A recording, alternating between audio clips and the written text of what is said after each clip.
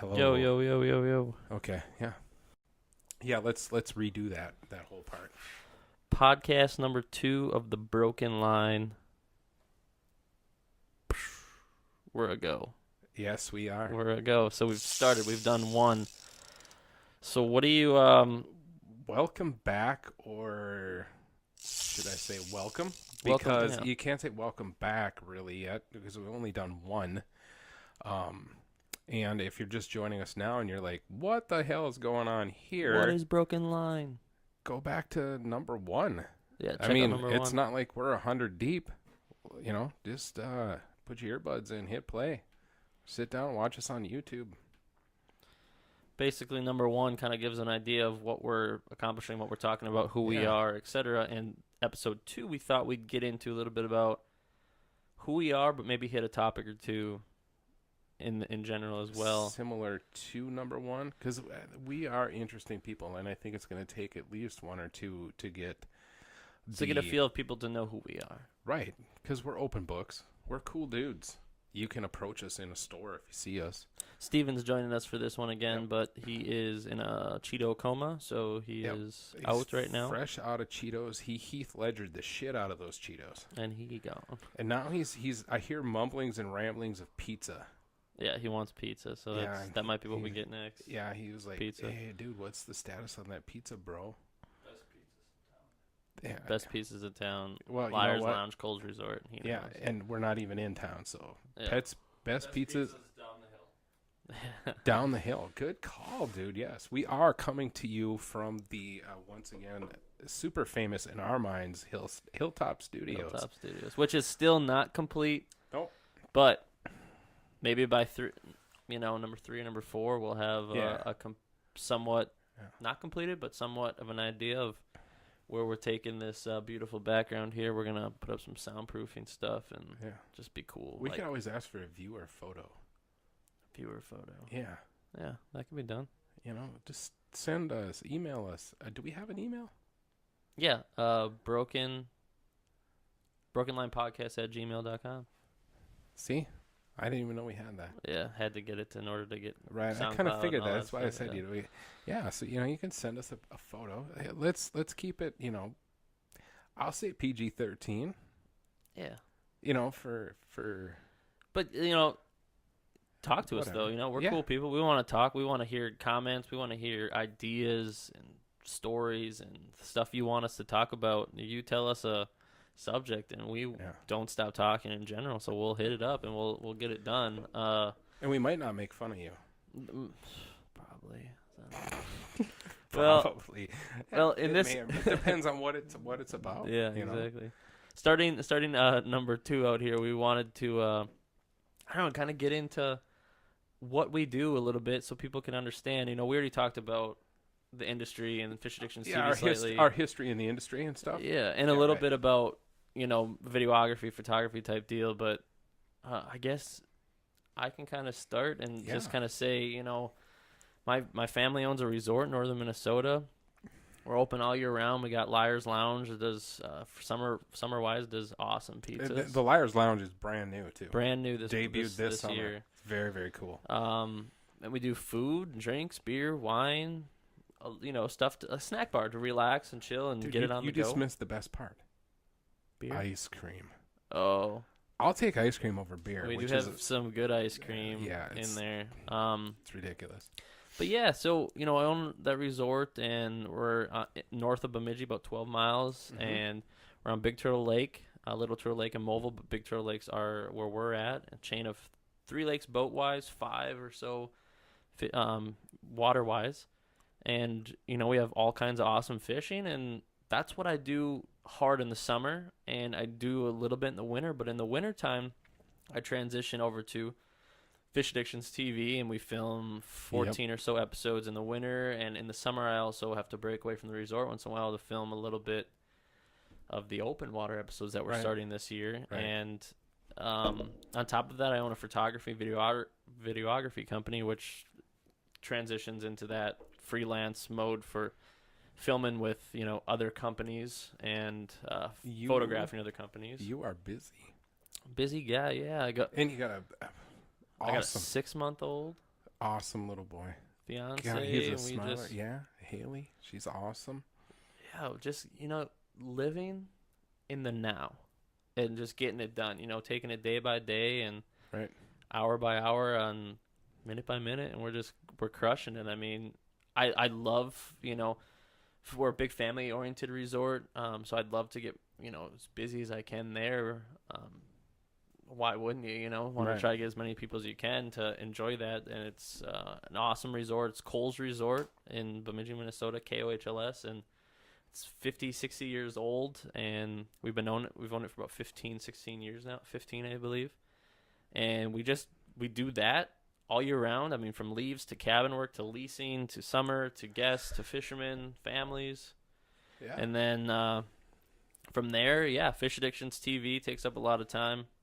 And getting into a little bit about Fish Addictions TV on a side note of, I guess, what we do is the good thing about Fish Addictions TV is you're a part of it, as Yeah. well. So we're both in it. I'm on the production side, and you just actually got a new position. You're pro staff manager, so you manage our staff, which we have 12 to 14 staff, and they're all fantastic. they're all fantastic guys. So- They're and you handle that department, so you get to be, Right. we both kind of Should I- have that. Should I tell them a story of how I became became a part of Fish Addictions TV? Do you remember If it's that? a good story. I don't know. Do you remember? I don't remember. Oh man, this is a couple of years ago. I came back from my parents' house, and I'd posted on Facebook. I said I just watched 3 fishing shows, Oh, I and remember this story. now I know why I don't watch them. And within 30 seconds, I got a message from the videographer. You were gonna say famous, I think. No, hold on. No, the videographer from IDO. Oh yeah, I remember. Okay. Yeah, Nicholas Cox. He messaged me and asked me what's the deal, and I told him. And then as I was typing that out, I get a message from Aaron. The famous Aaron. Well, at the time, I was just like, oh, it's Aaron. I know who Aaron is. It's that guy. Yeah, local guy. I know what's going on there. And I just ended up chatting with Aaron more, and I told him, I said, there's this boring. Fishing shows are boring, and it's not because I know everything, because I don't. It's just if I wanted to go to school to learn how to fish, then I'd watch these shows. It was like sitting in a classroom. I said, we got to bring some real life, just kind of like this podcast. Hey man, this is no holds barred, relax, real life stuff. We're giving you real life fishing banter, and I just really wanted to. I really want to see that in fishing shows, and then Aaron's like, well, fill this out and that out and send it in, and they talked it over, and I've been a part of it. And my first season, I did a couple of, I did the family shoot. I The did Eel Pout episode, the family shoot, and Rainy River. and the final episode of the Rainy season, River. season So, 2. Yeah. I got my feet in there, but this next season now, I'm really fired up. I'm gonna be out there. That's the thing with ice fishermen is that we get fired up To freeze our ass off. to freeze our ass off. Yeah, we get fired up early We are an odd breed. in advance. We get excited to be out there, and Yeah. once you start getting into fall temperatures, fall colors, you're starting to get even more antsy. Mm-hmm. And then all of a sudden, you get into the sports show season where you got sports shows to go to, and then you're even more excited. And we're hoping by the temperatures this year that we are on the ice Yeah. by sports season. We've already started filming season 3, but I don't know. It's a roller coaster of ups and downs, and the season is, and every one you try to please is an ups and downs, and the weather is. You ups and know downs. what's actually helped me with my ice fishing was living in Kentucky for 7 years. I didn't ice fish. You didn't And get when to- I moved back to Minnesota, it was like the first thing I wanted to do. I could give 2 shits about getting a boat and getting on open water. I want to ice fish, because you can fish open water anywhere. There's just a few spots where you can ice fish, Yeah, and there's it's a few just select places in the country. and it's just so unique, and it's one of those cliche things. You know, you don't know what you got till it's gone. Cinderella. Um, sorry, I grew up in the '80s, hair metal. That's just the reason why ice fishing is a different breed and the people are a different breed. Yeah. Is because the amount of, I don't know, it's just something, right? I mean, It's just unique. it's unique. It's super unique. It's unique. New York. Unique. Ron New Burgundy, York. Long 2001. I think that's the date. Anyway, and that, so no, you know, when I'm not doing fish addiction stuff, I have a full-time regular job. I work for Glacier Ice House in Bemidji, Minnesota. I work in the Brainerd, or the Bemidji facility. There is a facility in Brainerd. And the Bemidji one is the kind of the headquarters, and we build all the big RV units. And my job there is I do all the decals, do the caulking, do a lot of the inside work, you know, just finishing them up, getting them cleaned up and out. And the other part of my job is I have an office. I have a CAD office. I do a lot of the drafting, the 2D AutoCAD stuff. I do their blueprints and stud wall features and all that kind of stuff, and floor plans. And I work with the guys out on the line, and which I think works out really well because I have a manufacturing background and I've worked in a lot of factories, and I understand the engineering mentality. Hey, I did it on the computer, it's right. Well, there's a definite difference between what can be done on a computer and what can be done in the real world. Mm-hmm. So there's a lot of times when I'm running back and forth out onto the floor and back into my CAD office with, you know, notes, and I want to see how things are laid out and how these guys build things, and so that's kind of cool. It's kind of a unique opportunity, and I really, really enjoy it. And then I have a 4.5-year-old daughter. She, this last couple of years, has just been introduced to fishing, and she loves it so far. She really gets into it. Super fun, and yeah, that's about it for me. So you like to get the family involved. So Yeah. tell me in that Glacier world, because that's an outdoor company, right? I mean, Yes, te- I should what- tell you that. Glacier Ice House, we build what we call in northern Minnesota a wheelhouse or a permanent fish house. It's basically the ones that we build in Bemidji here are basically tiny houses that lower right to the ground or ice, and they're heavily insulated. You can sleep on them. You can sleep in them out on a frozen lake. There's holes in the floor. You can fish and sleep at the same time. You can live out on the ice for a weekend, 2 weekends, a week, 2 weeks, a month, however long you want to. And then the beauty part about them is that they can be used 365 days out of the year. You can use it them in the summertime. Yep, they all come with air conditioning units, and with our insulation, they stay nice and cool. It's like camping in a meat locker. And guys are starting to use them for mobile hunting shacks, if you will. You know, they're very multiple or multi-season, 4-season use. You know, definitely. I have cousins from Spain, and they, No do concept. they see ice? You know, no. Do they see snow? Not really. Depends on.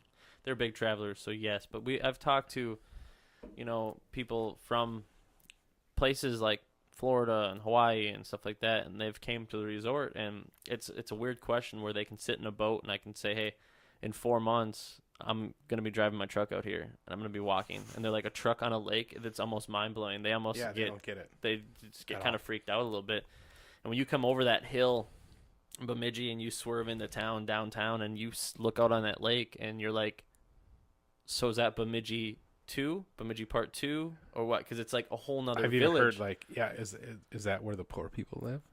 Is that the slums of the ghetto? No, those are fish houses. Those are man. fish houses. It's a whole nother community. It's a whole nother thing. And I think that's great that people get involved to the point where, something like your company that you work for really helps people in the ice fishing industry, because there's so many different styles of ice fishing. There's run and gun style. There's pop-ups, or, putting a shelter up. And then there's people that fish in luxury. Oh I'm yeah, it's talking, you know, definitely like these things. yeah, showers, bathrooms, showers, cable bathroom, TV, you know. yep, satellite TV, the whole 9 yards. Stove, refrigerators. Yeah, so you provide Um, something different for the typical ice fisherman. Yeah, we don't recommend using the shower or the bathroom so much in the wintertime. You know, in northern Minnesota here, it gets Cold. pretty extreme. You're talking, sometimes it gets down to minus 25 or 30 without the wind. That's below zero. You throw in the wind and it can be 75, 80 below zero, which I've always joked around, but it holds true for me. Anything below 20, below zero, it all feels the same. It's cold as shit, Mm-hmm. and it's not fun, and it's super dangerous. Yeah, well, we filmed episode 1 of season 2 last year on Red Lake. It It was was negative cold as hell. 35, negative 40 with the wind chill, Yep. and everyone's inside the shelters catching fish, and I'm outside the shelter. And the reason why I'm outside the shelter filming in is because if I bring that camera It fogs into up. inside the shelter, it fogs up. But if I need to run to another spot, I'm not going to catch them catching the fish in time because of the transition from hot to cold with the Right. heaters inside. So I'm outside and the wind's just flapping. I'm holding the door and I'm filming, and it's just no gloves. It's easier to work the camera without gloves. I do a fingerless glove, so that helps. But you're trying to work a camera and your finger starts to freeze to the Yeah. metal of the camera. I mean, it's cold, and that's just like There's not a whole lot of things that actually want to work when it's that cold, whether it be on your body or equipment that Yeah. you're carrying around. so you're trying to film a TV show negative 45 just so that viewer can sit at home in their nice comfy couch with a nice blanket in the middle of winter and they can watch the episode. And go, I mean, man, I really want to do that. And you're like, all I'm do thinking you is, really? yeah, why didn't we stay in today? Well, it's because we need to get an episode done. Right. And Yeah, and that brings up a good point that when you're doing these fishing shows and stuff, it's and I've watched a lot of them. I'm like, oh man, that'd be so awesome. And then now that I'm a part of that, there are moments where you're just like, Aaron, I don't want to go out there. No, you're not going to make me catch it. I want to be at home, even though I eat, sleep, and breathe fishing constantly. There are days where I'm like, no. how good does a couch No, Netflix do? I just want to sit and watch Netflix and maybe take a nap, be nice and warm, and be like, maybe tomorrow. Sit by the fire and just As chill. our most favorite person on the internet, not today. Not today. Yeah, you'll have to look that up. That's good stuff. We'll link you. Yeah, we'll throw a link up for that one. We should get her as a Today. guest. I was do like, that. no. What? No. The building was on fire. That's good stuff. There's some classic stuff. Oh, line was broke on that one. Yeah, see? Yeah. Going back to the fishing, ice fishing thing, I kind of want to transition into a second, and then we'll come back to our life a little bit. But we're getting into show season. We're getting excited. It's still a gap. Like, it's not right here yet. But what shows have you gone to and participated in, and what shows have you gone to as a consumer? And then we'll flow into Shows, define shows for me. like St. Paul Ice Show. Oh, yeah. Like sports shows, right? I Okay. mean, everyone gets excited when the sports shows start to come alive. That means ice is coming soon, winter's coming Yeah. soon, or if not already here. And this year, like St. Paul Ice Show, for instance, is December 1st, 2nd, 3rd, 1st, 2nd. It's the first Yeah. weekend of December. Yeah, it's always that weekend after Thanksgiving. And it's like, You got the Hardwater Expo that's a couple weeks before a week before Thanksgiving. The very first ice show that kicks off the whole season is the Thorne Brothers Portable Fish House Modification Show. It's this little, but it's the first one. It kind of gets the blood flowing. It gets blood pumping. Yeah, it gets you pretty jacked up. And I've gone to that show a lot, several years. The Hardwater Expo, I actually worked last year for. I was working for Jeff's Jigs and Flies, out of Two Harbors. He's a close friend, handcrafted stuff. I really love his stuff. But I've been, I helped Jeff out with that. That was his first show. But the St. Paul Ice Show, though, I do have some history with. I went to my very first St. Paul Ice Show was the 4th annual. I'm that old. I went to the 4th one ever, and it was super tiny. Super tiny. I went to 4, 5, and 6, and then I disappeared, and I just went. Let's see. I went last. No, I didn't go last year, but I went. Yeah, I did go last year. Did you? Yeah, We were there. No, I didn't go. I was gonna come down, but I didn't go because I just started at Glacier. Yeah. So what's a couple that people can go to as the season kicks off? You just mentioned that one. I think Blaine has one. Yep, I think the Blaine Hardwater Expo is still going to happen. That one's always iffy for some reason. I don't know why. It gets a good turnout, but that's in Blaine, Minnesota at the National Sports Center, right off Highway 65. Same, but the very first one is the Thorne Brothers Portable Modification Show, and that is September 20 something. I can't think of it so right it's off. coming soon. Very soon. And then from there, there's 3 or 4 of them all the way to St. Paul Ice Show and. Yep, and then right after St. Paul is the Milwaukee Show, which I've never been to, but I've heard it's just as big, if not bigger. And Duluth has had one. Yeah, the last 2 years, and I don't know if they're going there again, but that would be an option too. So there's multiple options for people to get pumped up before ice actually gets here, and it usually does get them pumped up. I mean, you're seeing new product, you're seeing companies, you're seeing people, you're seeing friends, you're getting excited, you're getting pumped. I mean, and all of us in the ice fishing industry, I can say as a collective whole, we're all very approachable. I mean, if you're there to look at ice fishing stuff, that means you're an ice fisherman, and we want to talk to you. Yeah, we're there. That's the biggest thing for me is I like talking to everybody, because there might be this one guy that's like, and this is why I like the portable modification show so much. It's a little contest where you take your portable fish house and you modify it and you enter it in a contest and they judge your modifications. Well, these guys work on their modifications all summer long. These are like some of the truest, most diehard ice heads out there. And they're not sponsored up. They're just tinkering in their garage. And I have a passion for that too. But, it's guys like that we want to talk to. Come show your stories. If you have an idea, if you're at one of these shows and you have an idea and you're at, I don't know, say the Ikaria booth, they make jigs. They're from Russia.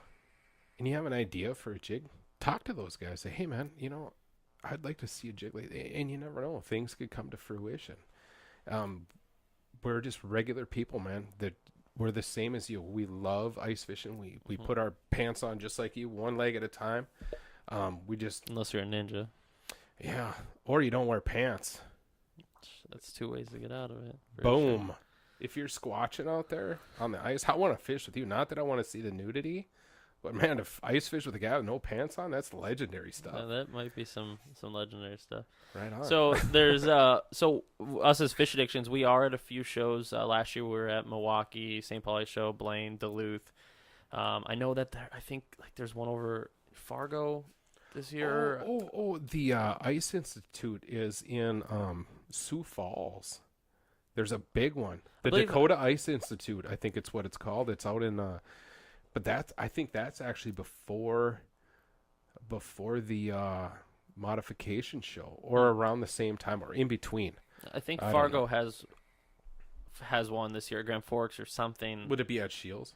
Yeah, it was. Well, Shields does they have a couple throughout the year from Fish Fest and stuff like that. But I know I thought Shields was doing it in. But I'm not 100% sure. But so we go to them, and we represent our sponsors and our companies, and we see our friends and we hang out, and it's a good time for the viewers and stuff out there to really go and enjoy fishing and ice fishing and be around people that enjoy it as well, and learn things and teach things and just hang out and see the new stuff. And yeah, we'll be I think we're going to be at the Eskimo booth again this year for Fish Addictions TV. Sweet. We give out prizes and stuff. So that's 2 years in a row. I'm going to be the most famous rock bass fisherman in the world. You know that?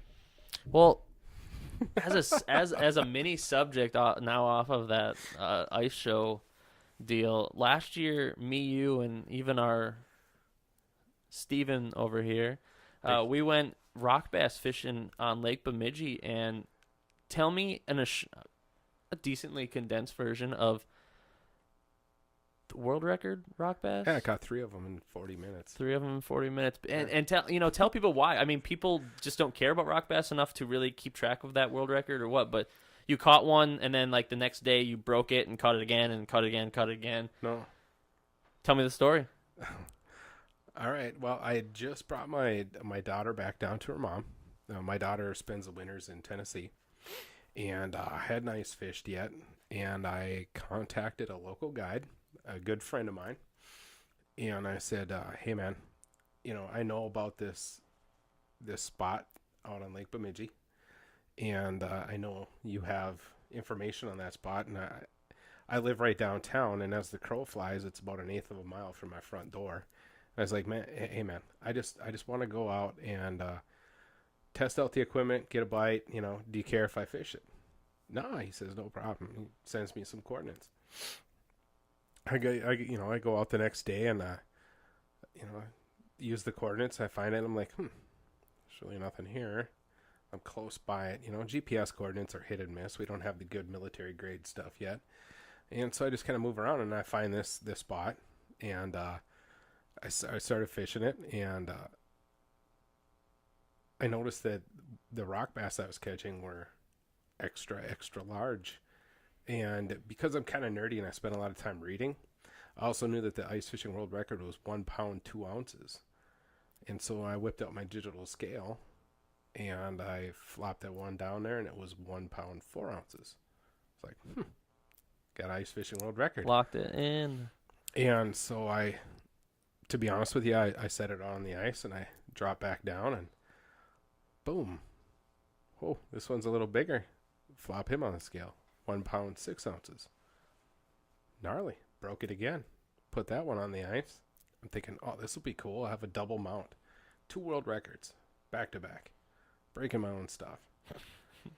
Like a pro. And I drop back down, and it's about 20 minutes. I'm throwing back pounders. 3/4 pounders. Like, It's whatever. nothing. Like, yeah, okay, this is old toast, right? And boom, set in, and I'm like, oh, okay, now we got something special. Reel it up, flop it on a scale. 1 pound 9 3/4 ounces. I said, I'm done. Going home. I put that on the ice. I packed up my stuff, and the best part is I didn't register those fish because I sent pictures and information to the guy who sent me the GPS coordinates for this spot, and I was like, hey man, I just broke the ice fishing world record 3 times. And he's like, well, how long was your biggest one? I said, well, it was 11 3/4 inches. And he's like, LOL. Sends me a picture of a 12 and a 12 1/4 incher. And I was like, touche. He didn't know. But someone needs to set the bar, Right. Well, and then we had a really great conversation. And I said, hey man, why don't you and your buddy, why don't the 3 of us go out there? Because I have all the information on not only the all tackle world record ice rock bass, but I also have all the line class and tip up stuff, which is all beatable. I said, let's go out there. We'll rig up. We'll break all of these in 1 day. We'll just do it 1 day. Be done with it. We'll just rewrite that whole little section in the Freshwater Fishing Hall of Fame. And I was really disappointed because I signed up to be a member of the IFGA, the International Fish and Game Association. They're also world record keepers. And they just, I caught these fish in February. As of like January 1st, they stopped recognizing any and all line class records for a majority of the panfish all the panfish species that you would find in Minnesota and throughout the country. And a lot of your other stuff like bullheads and sheep's head, eel pout, dogfish, they just got rid of them. What a shame. I was just It about is to. and it isn't. I was kind of bummed out, but at the same time, like, I totally understand like the bluegill stuff, because guys down south in like Mississippi, if we were living in Mississippi, I'd probably have a farm pond in my backyard, and I'd be growing like 3 pound, 4 pound bluegills. I'd be Yeah. growing them back there. So I get it. Well, I was just gonna say, let that kind of be a lesson that when you catch fish, depending on what kind of fish it is or any fish, make sure you take pictures of it, make sure you do measurements, make sure you do all the proper guidelines because you might not know it, but you might have just caught a record Oh, yeah. fish in any kind of department. Yeah, I mean, and even in our state in Minnesota, there's Master Angler Awards, and once I learned about those, I was kind of looking at them, and I'm like, man, I can go and redo a lot of these, but I've gotten lots of Master Angler Awards, and a lot of my friends have too. They just don't pay attention to them, or they don't really care that much about them. To me, it's just something I did on a rainy day. I just started like reading about Master Angler Awards and world records and line class records and all that good stuff. It's just it adds another element to my fishing, something I can also focus on, and that's where it comes into play with the less popular species. Your rough fish, which Yeah. I don't like to call them rough fish. I still they're still game fish to me. You have to pursue them, but like and that's something that you enjoy. You love going after the bullheads, the dogfish, the sheep's head. You like going after those rough fish, Yep. but in a sense, you like to catch a lot of. And there's a lot of bow fishermen out there that like to go against those now that bow fishing has become popular. But you really like to be that exotic fisherman and go for that, yeah. that weird fish. Yeah, Because and- with a pole, I mean, with a rod and reel. Oh, absolutely. And a lot of these fish, they eat. They'll eat. And I'm just trying to inform people that, it doesn't always have to be a pretty walleye or a pretty crappie. Rock bass taste wonderful. One of my most favorite fish to eat, I like catching them through the ice, are largemouth bass. They're wonderful. They're wonderful tasting through the ice. I catch and release them in the summer, and in the wintertime, if I stumble into some when I'm bluegill fishing, I'll keep 3 or 4, for a good meal. But rock bass can eat, dogfish can eat. Bullheads are wonderful eating. They're just like a catfish.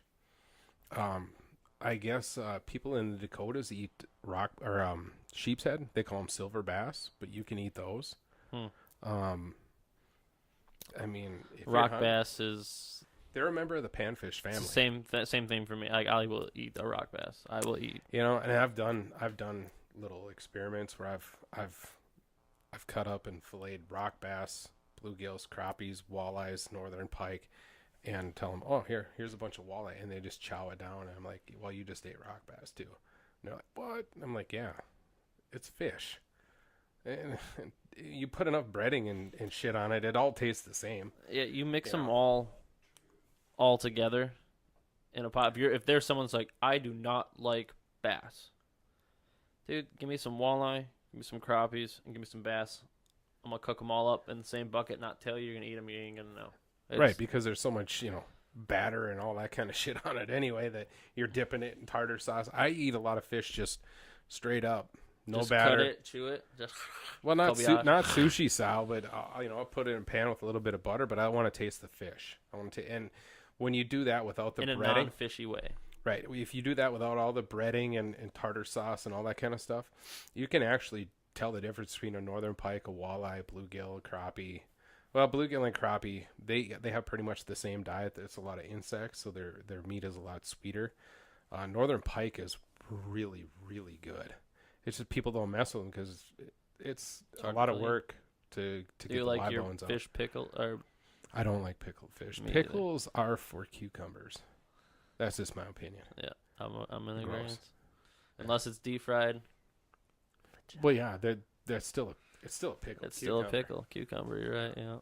I hate cucumbers, but I love pickles. Figure that out. Well, you're not much of a walleye. I know you enjoy walleyes, but one thing that I just found out in the last, and I might have been just behind in the books, but the wings of a walleye.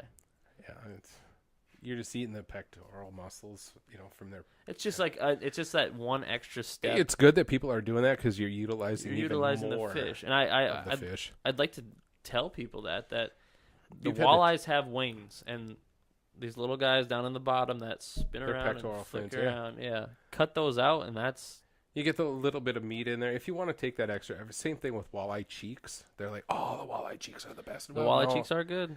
Yeah, they taste just like the regular the rest of it. But you got to get decent sized walleyes to get cheeks out of them. Yeah, to get a decent amount out of them. Yeah, Yeah. you gotta get. But Otherwise it's like eating a breaded M&M. If you try to take the cheeks out of a 14-incher. a breaded M&M. Yum. That's a Yeah. healthy lifestyle choice. A breaded M&M. Are we talking deep fried M&M or breaded? Dude, we got to put some M&Ms in some egg roll wraps. Where Aaron and I are heavy into egg roll wrapping the shit out of anything we can get our hands on. It's so good. So you made the other day you did. So my favorite deep fried pickles. I want to do a pizza one, but you took like your mom made this potato Oh, the cheesy breakfast potatoes? cheesy breakfast deliciousness bacon wrapped all up in. Hold on, we got to stop, man, because Steven's going to implode. He's so hungry right now. Well, you took this combination and you wrapped it into an egg roll, and then we deep fried it. It was like Father's Day, I think. We deep fried them, and it was like almost like a burrito, but it wasn't. With breakfast goodness inside. It was like a deep fried burrito breakfast deliciousness all in one, Yeah. and it was super good. And of course, I ain't a skinny guy. I like to cook. You like to cook. We like to make awesome things, and be unique and different when it comes down to cooking. And yeah, anything wrapped in a deep fried egg roll is like, well, you could put anything in that's not cooking, but it's like, well, Hell yeah, son. Bring me a box of Pop-Tarts. I'll put egg roll wraps around that shit. just cook. It's good, and I don't know what to say, but It's finger food. It's wonderful. But yeah, again, it's all about opportunity, man. For fishing, for me, when I started out, I fished when I was a kid, I fished for the classic, the bluegills. They're the squirrels of the fish. Squirrels are your introductory to killing an animal with a gun. Red squirrels. Okay, once you've taken that life, you're like, all right, he's set. He killed the red squirrel. We're going to move up to deer. It's a pretty big jump, but we're going to do it. Bluegills. All right, you caught a bluegill. Now you're going to go walleye fishing. It's the same type of thing, right? So in high school, I got really into bass fishing. Well, actually, even before high school, I'd probably say like 7th, 8th grade. Like, oh man, I want to be a pro bass guy so bad. I want to be Hank Parker. I mean, that's just awesome. Super cool, right? They got all the logos and shit on them and stuff. I'm like, well, you can buy one of those jerseys with logos for like $200. Right. I know that now. But I wanted to be a professional bass guy. And that's what really turned me on to being a multi-species opportunistic fisherman. I'd be out. I joined a bass club. I didn't even have my driver's license, but they let me join. I fished as a non-boater, and we'd be out there bass fishing in the summer. It's 90 degrees. There's not a lick of wind. It's dead calm. Bass aren't going, but I'm seeing like in these bays and in weed lines and stuff, I'm seeing like schools of big crappies, and I'm like, oh, dude, we should fish that. They're big crappies. We should fish them. We're bass fishing. It's like, oh man. I don't know. I really enjoyed bass fishing, but I was like, man, there's so many opportunities. So like now when I go out fishing, I have rigs set up for just about anything. So if I have my heart set on going on and looking for big bullheads and the big bullheads aren't there, I'll just I'll go find some big bluegills or big crappies, or I'll go look for some walleyes and maybe stumble into some. Yeah, it reminds me of we did a tip a summer. It was in a small little summer video before this past summer, where Josh talked about, when going fishing, especially with kids or not with kids, bring the appropriate amount of gear with. So if you're specifically, I'm today walleyes all day. It's gonna be the day I'm going for walleyes. I'm just bringing my walleye gear. Mm-hmm. You get out there and it's not your day for walleyes. Walleyes just aren't biting. Not today. Not today. So it's like you want to transition into something else, but you don't have your gear. Right. And then one of the tips was just always make sure you have some of that pan fishing stuff and extra stuff to keep you going if you. Yeah. You know, because at the end of the day, all any fisherman wants, whether they're a walleye pro, bass pro, regular Joe, dudes filming a TV show, whatever, everybody just wants to get bit. And you know what? Okay, it's not the the walleye, the Lady Gaga of the lake. Okay, I'd like to see that. you know, it's a little Wayne of the lake. It's a bullhead, but you know what? Check this out. My biggest bullhead is 19 and a half inches. Most people like walleyes that big. Yeah. I got a bullhead that big. I was a half inch off a Master Angler Award for for Minnesota? bullhead. Minnesota. Because bullheads in Canada, I thought was 12. Yeah, that's Canada. Now there's 3 species of bullheads. There's black, brown, and yellow. What color was this? And this one was a brown bullhead. Our state record is 7 pounds. It's big. That's huge. For a Master Angler Award, it's 20 inches. 20 inches. I got A lot of 19 people and a half. dream to catch, And I a just saw, master. I don't know if you caught that, but, you know, Aaron Weeb did that little, Yeah, I saw that. the bullhead thing. That you was know, 12, I believe. I think it was 12, and he got a 16, and I messaged Weeb, and I haven't heard anything back, but I was like, man, that 16 is sweet. But Try a 19. come on, and I've been talking to him for years about it because he's commented on my bullheads before. He's like, dude, you're just shattering the Canadian Providence, Mm-hmm. line class records and all that. I was like, well, yeah, that's because it's Canada, dude. Come on down anytime. Well, and he's the kind of cat that would be like, yeah, I'm going to drive 3-4 hours to go bullhead fishing. Well, Manitoba has a lot of awesome masters and a lot of good fishing, but yeah, we might have the bullheads in this, but Oh, yeah. I don't know. I got my I got a bucket off camera and offset over here, full of sponsor hats and stuff, just like a big bucket. And Steven has now awoken, and he is welcome back, Steven. trying on all the hats, just All right, making like Steven. a pile of $20 hats over here. Like, What are we going to do? he's then? like selfing them to him. Oh, he's He's, like, is he Snapchatting. shooting selfies? We don't, Snapchat. okay, let's just stop. We're not going to open that. We've already opened that can of worms. I just got a message here from our friend Matt, and he's asking. He says, "Company, we got company over. Who's we? Should we let him know what's up?" What does it say? Got company over? Yeah, I said we wanted to call you, Oh, and he's like, "Who's we?" oh, Yeah. Yeah. We'll talk to Matt later. He's a good dude. We'll let him enjoy his company. But yeah. Anywho, back what he's got sponsor hats. We don't have any sponsors for this show yet. Oh, okay. stay away from the sponsors. Well, Sponsored by Kellogg's. Mapax, official tampon of NASCAR. Sorry, I'm a big Ron Burgundy fan.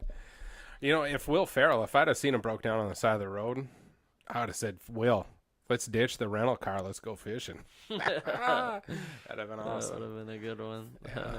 But, like introducing my daughter to fishing, you're talking about Josh, having the right gear to present more opportunities. I take her out bullhead fishing, bluegill fishing. They're relatively easy species to find. And especially, and she really likes the bullheads because they look completely different from anything else. They don't have scales. They have whiskers. They're just different looking fish, and she really gets into it. But it's easy. It's easy, and that's a lot of times when I take her out, I don't even fish.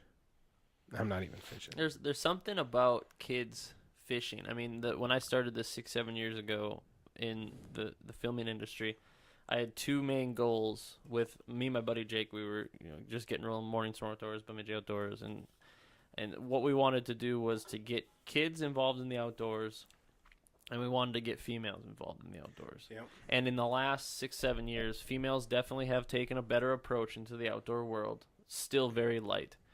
And kids, I don't know. I surround myself with stuff like that. Like, I was just down filming a Fish Addictions episode with Mike and Nancy, and Anthony made an appearance down there too, where we took like a junior AAL fishing league out, and it's 7-week program, and like you catch your bluegills, and that's 30. You can get 20 fish, You get a point per fish, then you move on to bass, and then you move on to northern, and blah blah blah blah. There's a Super whole cool. scoring thing. Yeah. They do 7 weeks, and then they have a championship. Whoever added up gets the most points. And there's dads, and there's uncles, and there's parents that take the kids out, 2 or 3 kids in a boat, go out and they go fishing every Monday night for 7 weeks, 5:30ish to 8:30ish. And then they add up their points, and it's a way for kids to just get out there and go fishing, and not only fish with parents or fish with friends. They get to just be out on the water in the summertime. Get them off the Xbox, the PlayStation, get them out doing stuff and getting involved. So I just got done doing that. And with Fish Addictions, we also do an event where we take, last time we did it, we had 200 kids under a tent, a -45 ice fishing, a bunch of sponsors helped put that together. And -45 in a 140-foot tent, 200 kids, one day catching fish. Like, that's awesome to me. And Oh yeah. getting started with all this is I wanted to get the females and the kids out involved and you get them more into it instead of your typical fisherman. When you think of fishermen, I think of the grumpy old man. 2 dudes sitting out in a boat fishing, Right. and just we're Fish Addictions, and me and like you stuff, we're based off camaraderie. Yeah. I like to have fun, I like to goof around, I like to share that bond in that moment with a special person or a friend or a group of guys or a group of girls or a group of kids. And I like to show that off and how much we really can bring to our youth. Mm-hmm. Getting them away from drugs, getting them away from obesity, getting them outside, getting them enjoying nature. And so going back to what you said with your daughter, I mean, that's a special moment between father and son, father and daughter.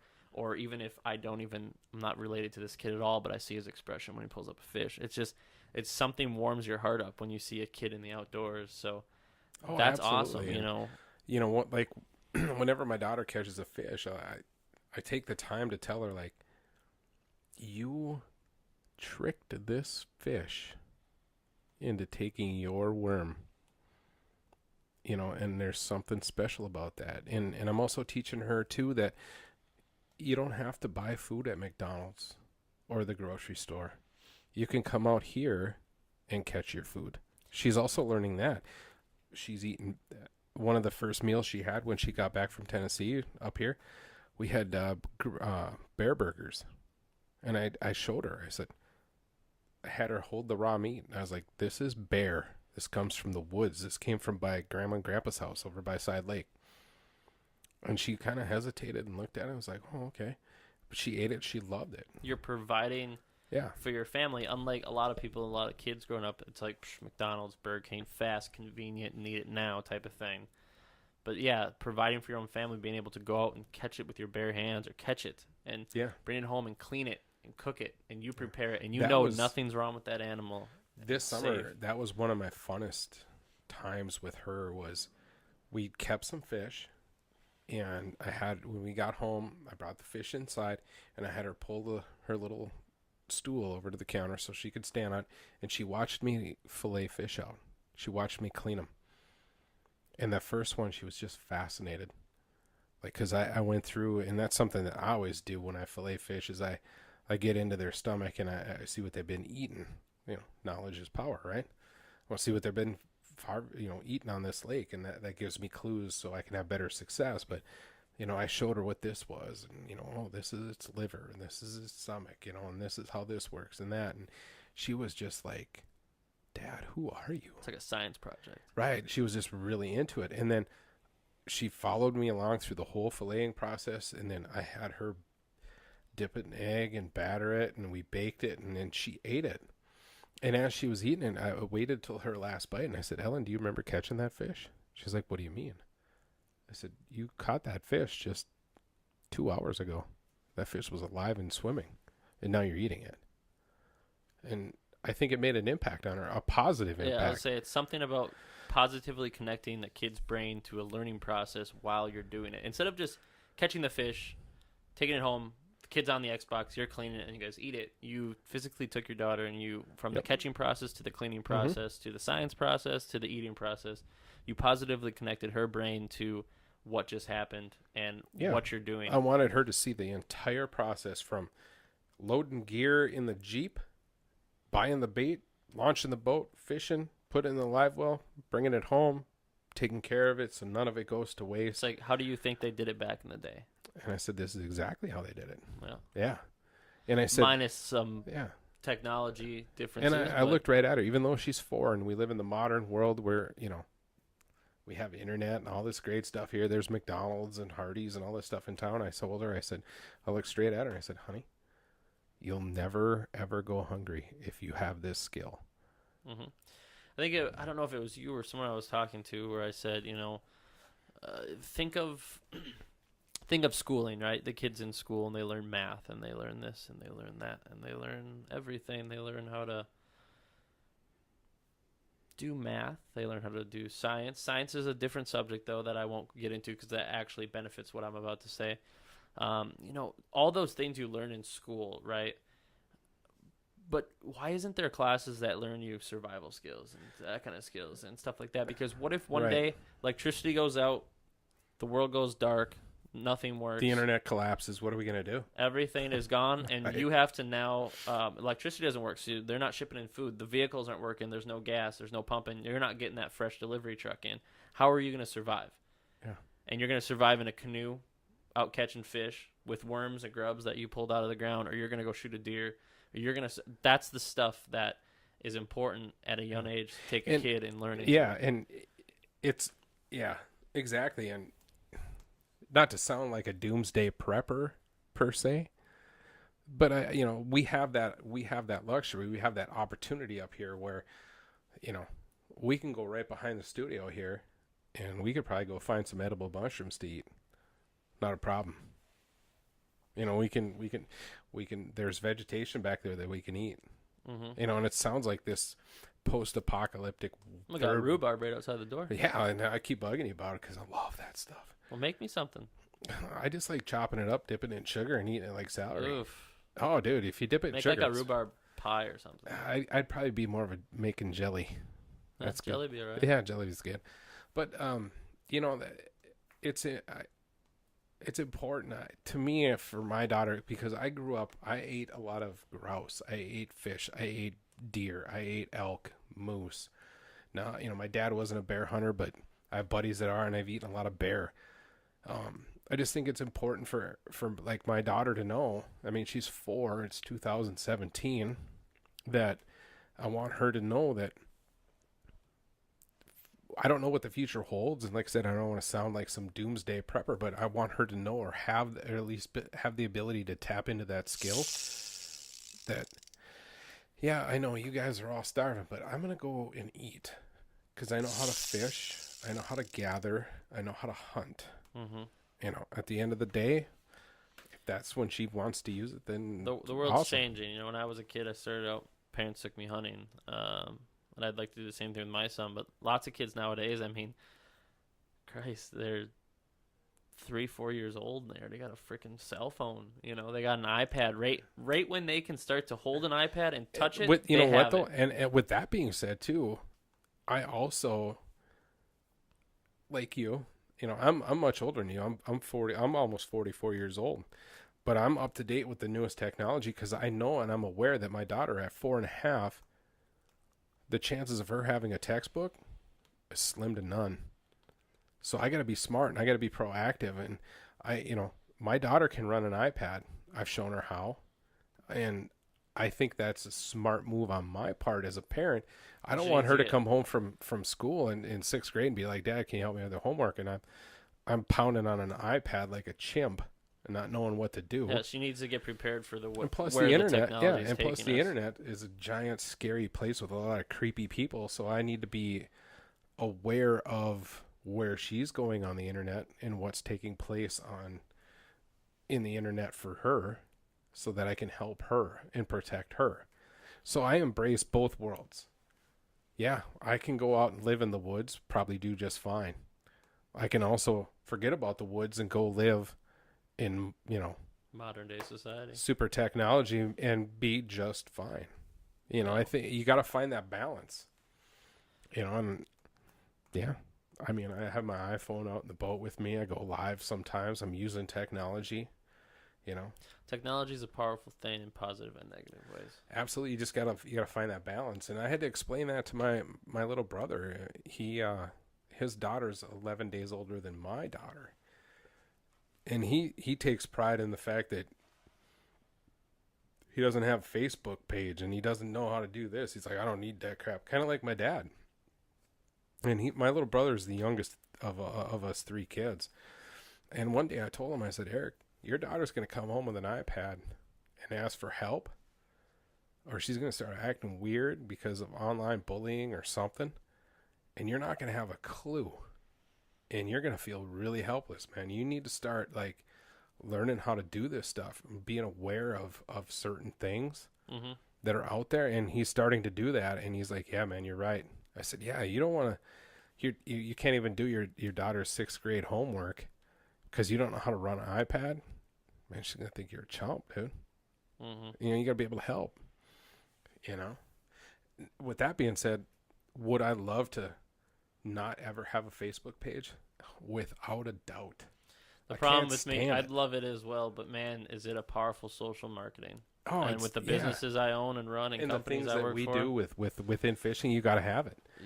You know, it's free advertising. You don't want to fall behind. If it wasn't good, do you think, you know, Ford, Chevy, Dodge, you know, that'd be giant, powerful companies wouldn't have a whole department, so, you know, dedicated to their social media presence? Yeah, well, there's thousands of people out there in the world that try to fight for, let's just say, a pro staff with a company for fishing or ice fishing. And if there's, I don't know, 45,000 people here, they all fish, they all have social media, they all have cell phones, they all can take pictures, and they all can catch fish. And they're all wanting to be part of different companies. Then you have the sponsors up here. Those sponsors are all looking for people to be on their staff, or looking, you need to figure out what's going to make you stand out more than them, because to them, there's 40,000 people that are all willing to send them photos and all that stuff through Facebook, all that stuff. So they have unlimited amount of social media work when it comes to those 40,000 people. Yep. But how are you going to stand above them, you know? And I tell that to people all the time, especially with our staff. I said, you need to be on a different level than everyone else, and you need to attack projects, and you need to figure out, you know, what is going to make you, I don't know, higher up, because there's so many people in the industry that are fighting for the same exact thing, and there's so many people in the industry that can just give unlimited amount of stuff out there. You need to be that emerald green colored piece of sand in the sand pile. Yeah. You know, just, yeah. And it's tough.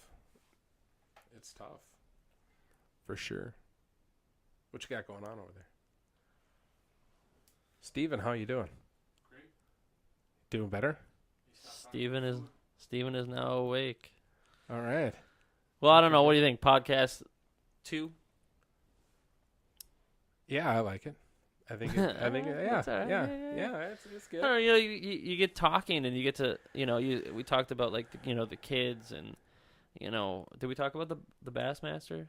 We did that on the first one. Yeah, that was a pretty good chunk of the first one. So there's I don't know, there's different directions to take it, and I think we did another hour or so. Yeah, it was about that. I forgot to hit the timer. The GoPro tells me how long it's been recording. Oh yeah. About exactly an hour. Yeah. No, it's always fun, and you know, the fishing world is whatever you want it to be. Yeah, one of my best friends back in Side Lake, he's 10 times the fisherman I'll ever be. But he has no desire to do anything but just fish, and it's awesome. He fly fishes for muskies. He ties his own muskie flies. He builds his own muskie fly rods, and then at the same time, he'll pack up and go fly fish for moon eyes. He fishes in the summertime for stock trout. He fishes vertically from a paddle board. He doesn't have a boat. He uses a paddle board. It's interesting. And he's awesome. And he's, in my head, he's one of the best fishermen I know. I grew up with him. And I admire dudes like that. I'm jealous of dudes like that at times, where I don't have to be on the social media. I don't have to go to shows. I can just fish. Yeah, I mean, you either want to be in the industry. At the same time, I know he's sometimes jealous of me and the opportunities that I have. So it balances itself out at the end of the day. I'm very thankful for my opportunities, and I do my best to fulfill those opportunities, and I want more opportunities. You know, Mm-hmm. it's a fun world to be in. You make a lot of friends, and it's Well, the passion that drives you. From personal connections to friends to sponsors to just overall enjoyment. But there's give and takes with everything. Oh, There's yeah. positive and negative things with doing it that way. But Like Uh, like the dude that just won the giant Powerball. Right now he's flying high. Talk to him in 3 months. He'll be like, "God, this is probably the worst thing that ever happened to me. I've had to change my phone number 18,000 times." I had to move. Yeah. I think the biggest thing with this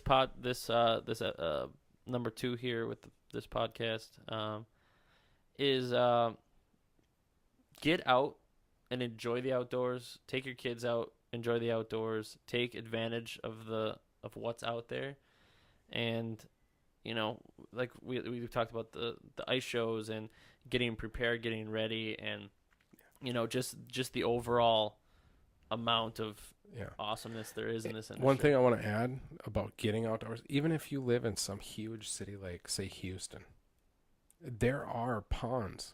There are places within the city that you can go and fish. You have to find them. But those opportunities are there. You don't have to live like us out in northern Minnesota where we have just boundless acres of empty woods and lakes. Those fishing opportunities are available right in every city. I would almost guarantee it. They're there. Matter of fact, Mike Iaconelli many years ago did a bass fishing show in Central Park, New York. He was catching 3 and 4 pound largemouth in Central Park in That's New York City. Right there. He was They're the out there. only dude fishing. You're not going to get them unless you go. You give it a shot. It's there. Put the So effort in. if you're sitting around and you say, "Well, I live in Chicago." Well, you know what? I happen to know some people in and around Chicago. And I know there's opportunities to check this out because I'm a weird dude. I used to know a guy, and I think I could probably still find him.